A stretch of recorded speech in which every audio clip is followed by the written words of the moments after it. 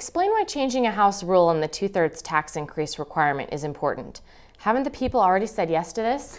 You're absolutely right, they have. You know, the voters voted 64% in favor of the 2/3 requirement to raise taxes.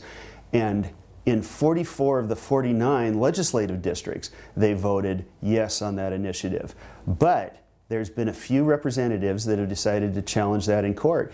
And there's a strong chance that it may be declared unconstitutional.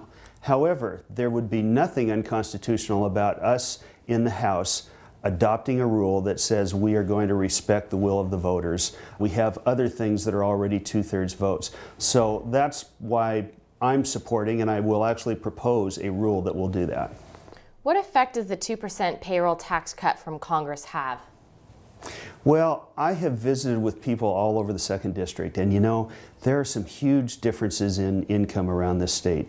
In Seattle, for example, the per capita income, the money that every single person has to live on, is $30,000 a year. In most of the 2nd District, it's around $15,000. In the town of Roy, it's $14,000. In the Nisqually community, it's only $14,000.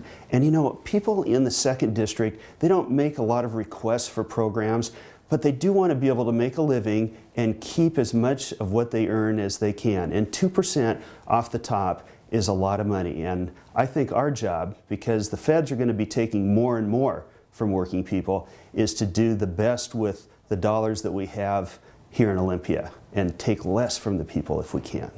What are your priorities when it comes to education this year?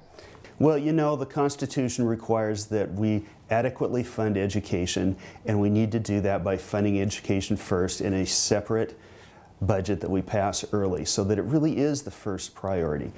Then we also need to make sure that we have opportunities in education for people in cities, kids in the country, the wealthy, people that don't have a lot of money. It needs to be equal across the state. And just as important, we need to work as hard as we can so that school kids understand that when they graduate, there's going to be some opportunity for them so that they can afford to have a family, so that they can afford to make their own living.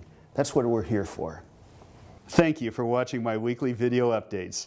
Please feel free to call my office using the number on the screen or email me.